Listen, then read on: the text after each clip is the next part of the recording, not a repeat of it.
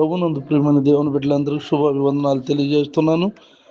ఆయుష్ ఆరోగ్యాన్ని ఇచ్చి ఉదయకాలంలో ప్రభును స్తుతించి భాగ్యాన్ని దయచేసిన దేవునికి స్తోత్రం కలుగును గాక.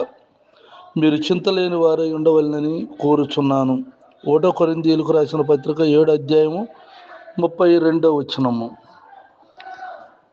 మీ చింత యావత్తు నా మీద వేయండి అని చెప్పిన దేవుడు చింతలేని వారుగా మిమ్మల్ని చేసి ఆశీర్వదించును గాక. ప్రార్థన. కృపగలిగిన మా తండ్రి, దయగలిగిన ప్రభువా, నీకు వందనాలు చెల్లిస్తున్నాను.